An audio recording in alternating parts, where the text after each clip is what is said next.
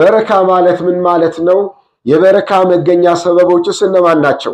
ብስሚላህ አልሐምዱሊላህ ወሰላቱ ወሰላሙ ዐላ ረሱሊላህ። ውድ ወንድሞች እህቶች፣ የሰው ልጆች በባህሪያቸው በረካ ፍለጋ የሚለው ነገር በተለያየ እምነትም ላይ ያሉ ቢሆኑ በጣም ስሜቱ ያላቸው ነገር ነው። ታዲያ ይህ ነገር እውነታው ምንድን ነው? በረካ ማለት ዚያደቱል ኸይሪ ወነማኡሁ፣ የኸይር ነገር የመልካም ነገር መብዛቱና መዘውተሩ መቀጠሉ በረካ ይባላል። ታዲያ ይህን በረካ ሰጪው ማን ነው? በረካን ሰጪው አንድ አላህ ሱብሓነሁ ወተዓላ ብቻ ነው። በረካንም ነሽ አንድ አላህ ሱብሓነሁ ወተዓላ ብቻ ነው። እንዲሁም አላህ ሱብሓነሁ ወተዓላ ይህን በረካውን ከሱ ዘንድ የሚገኘውን በረከት ለመገኘቱ ሰበብ ያደረጋቸው ነገራቶች ላይ በረካ ይገኛል። እነዛን ሰበቦቹ ደግሞ አላህ ሰበብ መሆናቸውን የገለጻቸው እንጂ አንተና እኔ ወይም እሷና እነሱ በረካ አለው ብለን በረካ ይገኝበታል ብለን ስላልን ብቻ በረካ ሊገኝ አይችልም። ውዱ ነቢያችን ሰለላሁ ዐለይሂ ወሰለም አንድ ወቅት መንገድ ላይ የተጓዙ ነበር። ይህን ሐዲስ ቡኻሪ ዘግበውታል፣ ሌሎችም ሱነኖች ዘግበውታል።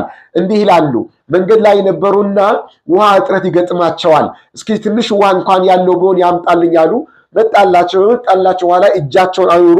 ውሃው ከእጃቸው መሃል ፈለቀ። ከፈለቀ በኋላ ውሃው በጣም በዛ።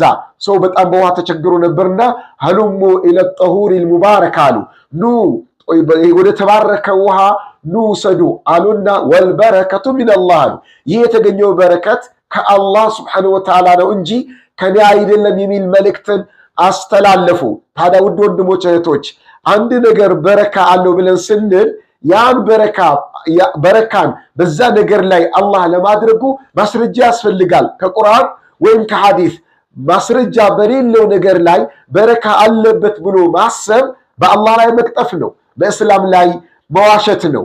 ስለዚህ በረካን የምንፈልግ በሙሉ ለበረካ ሰበብ የሆኑ ነገራቶችን በቁርአን በሐዲስ ሰበብ መሆኑ የተነገረላቸው ነገራቶችን በመተግበር በረካን ከአላህ እንሻለን። እነዛ ሰበቦች በራሳቸው በረካን አያስገኙም። በረካው የሚገኘው ከአላህ ነው። እነዛ ግን ሰበብ ናቸው። ሰበብ ለመሆናቸው አላህ ስለተናገረላቸው ነው። ነብዩም ሰለላሁ ዐለይሂ ወሰለም በሐዲሳቸው በረካ እንደሚገኝባቸው ስለተነገረ ነው። በነዛ ነገር በረካ አለ ብለን የምናስብም በረካንም ፍለጋ እንደ ሰበብ እነዛ ነገራቶች ምን ተገብረው። ከዛ ውጭ ግን በሞተው ሰው በረካ አለው። ሼኽም ይሁን ወልይም ይሁን ሙፍቲም ይሁን ዓሊምም ይሁን ተራም ማንም ይሁን በዛ ሰው በህይወትም እያለ ሞቶም ይሁን በልብሱም ይሁን በጨርቃ ጨርቁም ይሁን በዱላው በእንጨቱም በከዘራውም ይሁን በየትኛውም ነገር ላይ በረካ አለ ብሎ ማሰብ ያለ ማስረጃ በአላህ ላይ መቅጠፍ ነው፣ በእስላም ላይ መዋሸት ነውና አላህን እንፈራ ይገባል። ከአላህ ሱብሓነሁ ወተዓላ ምን አጥተን ነው ከሞተ ሰው በረካ ፍለጋ የምትሄደው? ከአላህ ሱብሓነሁ ወተዓላ ምን አጥተን ነው ከጨርቃ ጨርቅ በረካ ፍለጋ የምትሄደው? ከአላህ ሱብሓነሁ ወተዓላ ምን ጠፍቶ ነው ምን አጥተን ነው ከቀብር በረካ ፍለጋ የምትሄደው? አላህን እንፈራ ይገባል። ለአላህ ያለን ክብር እንዲህ ያክል ይወርዳል። ለአላህ ያለን በአላህ ላይ ያለን መልካም ጥርጣሬ መልካም ወን ይህን ያክል ወርዶ በነገራት ላይ ማስረጃ በሌለ ነገር ላይ በረካ አለ ተብሎ ይታሰባል። ይህ በጣም ከኢማን መንገድ ብሎም ከዕልም መንገድ በጣም የመራቅን ምልክት ነው የሚያሳየውና በረካን ሰው ልጅ ይፈልጋል።